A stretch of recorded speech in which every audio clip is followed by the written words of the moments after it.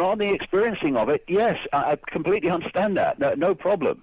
But from another level of consciousness, what you would call soul awareness, this system has to fall before the new can replace it. And you know, when you have an awakening, and I know this from my own experience, when you have an awakening to a new level of awareness, what happens, the new awareness creates dramatic changes depending on how powerful the awareness is, the awareness change, in your electromagnetic field, etc. And what you were drawing towards you in terms of people, places, ways of life, jobs, experiences, starts to change. I mean, so many people listening to this program will be aware because they'll have been through it. I certainly went through it in a massive way and continue to. Now, what happens is when this first starts to happen, is you experience it as your life falling apart. Yes. Oh my goodness, my life's falling apart. Mine did. I went from, in terms of weeks, from being a respected television presenter to being laughed at by virtually everyone in the country. Yes. And so, you know, I can understand that my life is falling apart business. So you take that onto a collective level that we're experiencing, it can perceive that the world is falling apart. But if we look at it from that level of perception, we can see that what's falling apart is the very control system that's been controlling us. And if we look at it and experience it from that level of perception, it's going to be a lot easier as this whole house of cards comes down and allows a very different world, a much better world, to replace it. That very, very eloquently said. I think it's very important for those of you to replay that and hear that. I think for what it's worth, I think that's just so right on. And when can we also say then that when Patrick or David Icke or other listeners now become awakened, a little bit more aware that because we all are connected, that it also lifts each and every soul up just a little bit as well? Well, we think once you fall for left brain reality, then you fall for everything's apart from everything else, then you fall for competing with everything else, then you fall for if I don't walk over this person, I'm not going to get what I want, and all the rest of it. When you move through into a state of what I call consciousness beyond the five senses, then you start to see that we're actually a single ocean of infinite awareness, and we are not the droplet we thought we were. What we perceive as the droplet is just the point of attention that we're having at this point. And from that perspective, then you start to see that it's a case that we're all connected. And you know, if someone picked up a baseball bat and smacked themselves around the head with it, we'd say they were crazy. But when you get to this level of consciousness, that's what we're doing.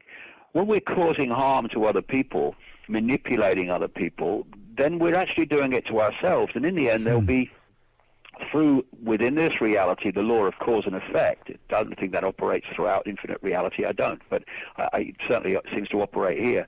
Then, you know, we're not harming just someone else. We're actually creating consequences for ourselves, and people miss that. I love it in the whole New Age arena where people talk about karma, cause and effect, but I've met so many people of that mentality who seem to believe that cause and effect will apply to everyone else on the planet except them, and they're really surprised when it doesn't.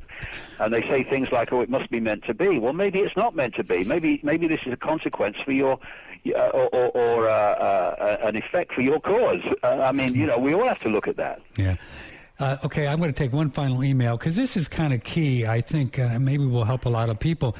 This is a follow-up question to one of the emails, and they said, "Thanks for asking, but the problem is that we are not afraid and apparently have power to keep these forces away, but our loved ones and our children somehow are more easily accessible, and they're being hit by some forces. How can we protect our young children who are less aware, for example?" That's an interesting question.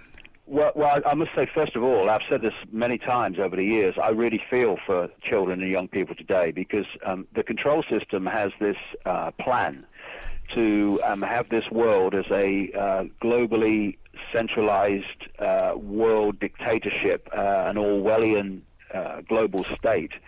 by the time today's young people, and particularly children, are adults.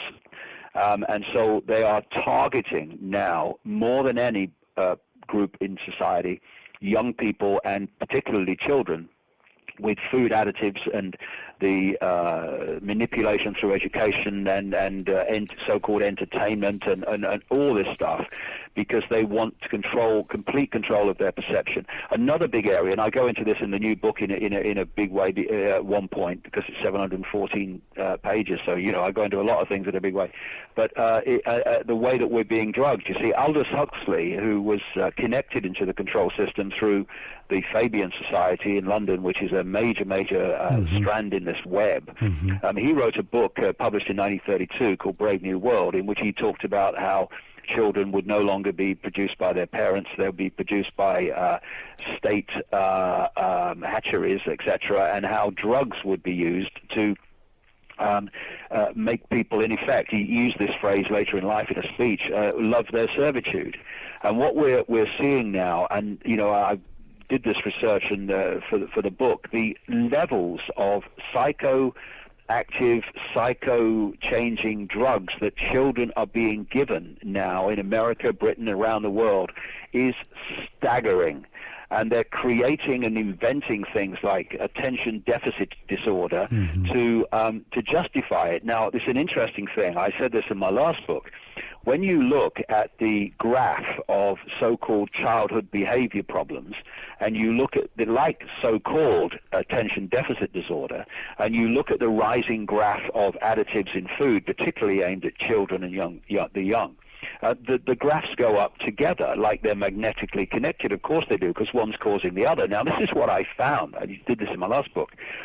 The studies on the effect of food additives on children's behavior is exactly the same symptoms as attention deficit disorder, which is being justified to drug the young.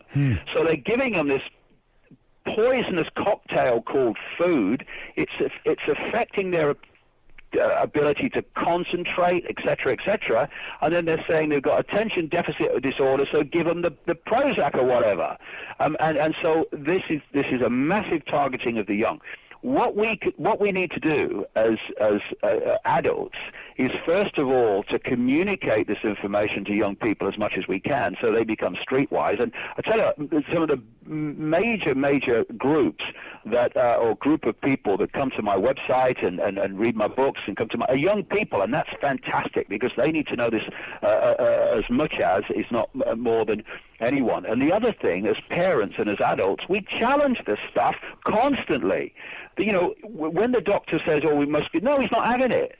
He's not having it. And there was the people I've quoted in the new book who've had their children drugged because of attention deficit disorder. Their behavior has got worse and worse, almost demonic, and the doctor's answer to it is more of the same drug. What they've done is taken them off that drug. They've used alternative methods to cleanse the body, a phrase you used earlier, Patrick, and it's disappeared, because we are, I said earlier, an electrochemical organism. If you destabilize that electrochemical balance, you destabilize the way and the effective and sharp balanced way in which the body computer decodes reality. So you're going to get behavior problems, because imbalanced behavior is an expression of the imbalanced electrochemical nature of the body and the body computer, and they're systematically targeting the young.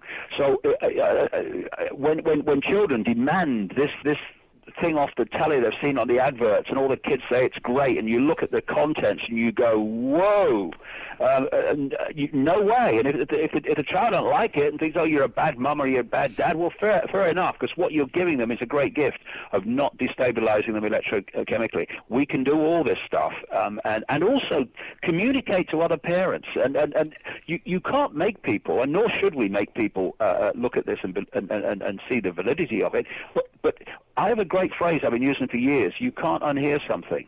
And so many people have turned to my books and my work in the last few years because of things I said amid great laughter a long time ago. And so they can't unhear it. And so we can't communicate enough of the background to this stuff, because the more we do, the more people will see it. And can we surmise, too, on the positive end of it, not that there's positive and negative, it's all the same thing, I guess, is, David Icke, that the souls that are coming in, incarnating now in the last 5-10 years, that they must have created this experience as well, right? So and they're probably very well equipped to deal with everything that they're going to be, presented with just a little support and love from their mom and dad, who they picked also. See, this is a very interesting point. I've used a phrase